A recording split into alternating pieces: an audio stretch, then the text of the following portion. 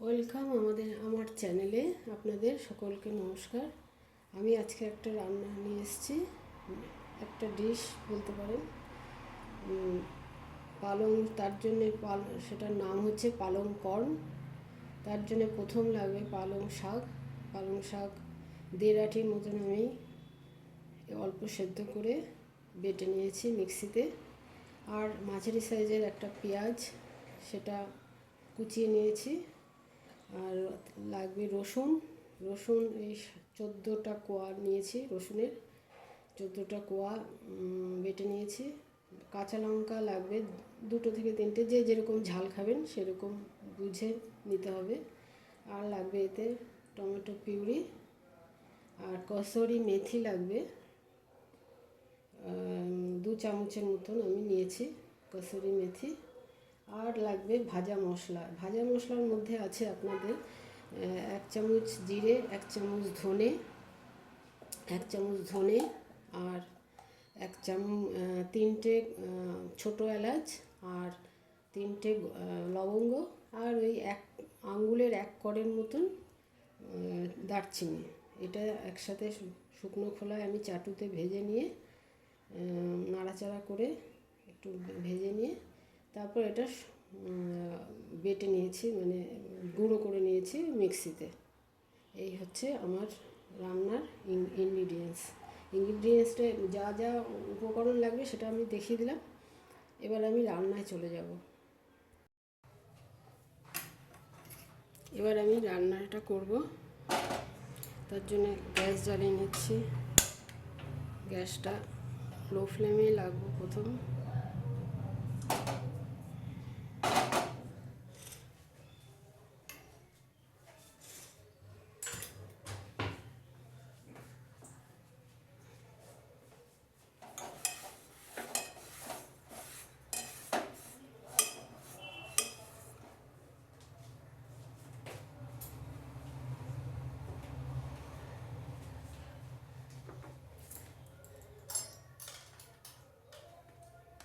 এতে তেল লাগবে, সাদা তেল।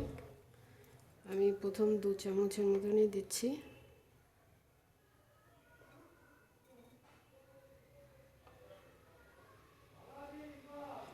2 চা চামচের মতন দিলাম।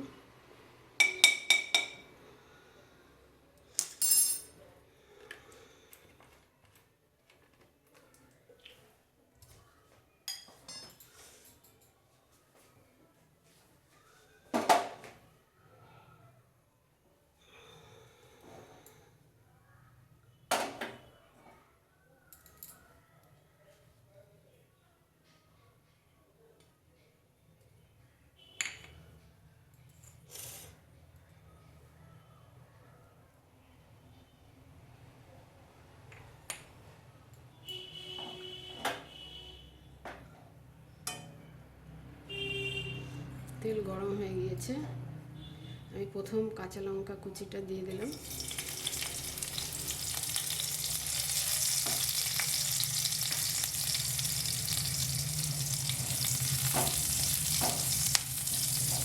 তারপর পেঁয়াজটাও দিয়ে দেবো, পেঁয়াজ কুচিটা।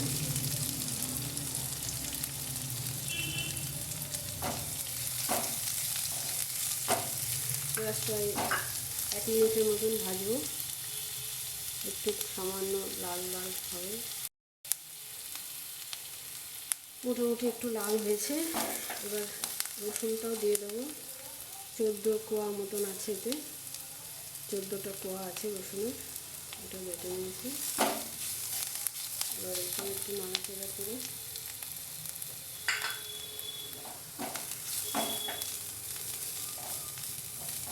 এক 2 সেকেন্ডের মতন নাড়াচাড়া করবো করে। এবার পালং শাকটা আমি 1.5 আটির মতন নিয়েছি। হ্যাঁ, আপনারা যদি বেশি মনে করেন একটু বেশিও নিতে পারেন, তার জন্য উপকরণগুলো বা ইনগ্রিডিয়েন্টসগুলো একটু বেশি লাগবে। যা যা লাগছে এতে সেগুলো একটু বেশি লাগবে। একটা ছোটো রসুনের মধ্যে একটা ছোটো রসুনই লেগে যাবে, ছোটো রসুন। পেঁয়াজ একটু বড় সাইজের একটা হলে হয়ে যাবে। রসুনের মধ্যেটা একটু বাড়বে।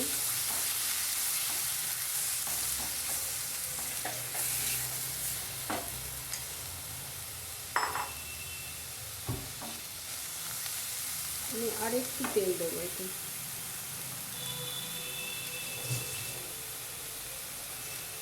আর 1 চামচের মতন একটু দেবো সাদা তেল।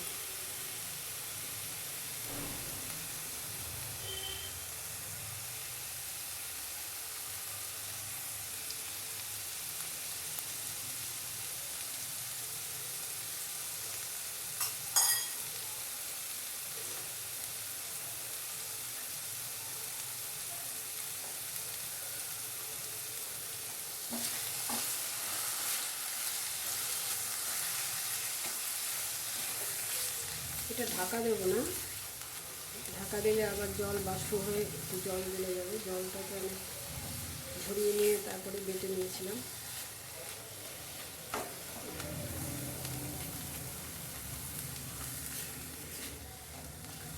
এবার এতে কষে টমেটো পিউরিটা প্রথম দেবো।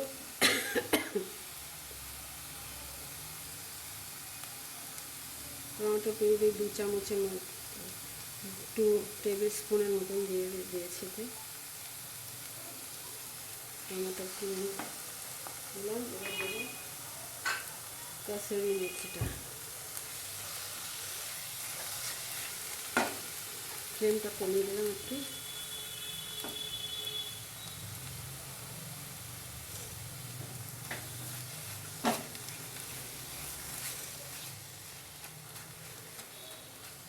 এটা আমি আরেকদিন করেছিলাম, খুবই ভালো হয়েছিল ঘরে খাওয়ার জন্য। খুব খেতে খুব সুস্বাদু হয়। এটা রুটির সাথেও খাওয়া যায়, পরোটা, রুটি এবং ভাতের সাথেও খাওয়া যায়, খুব ভালো লাগে।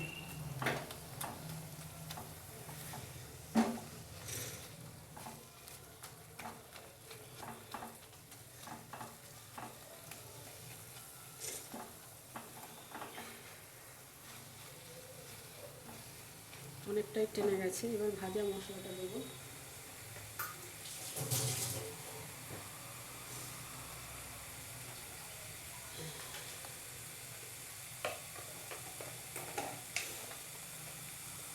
ভাজা মশলাটা 1 চামচ তো দেবই।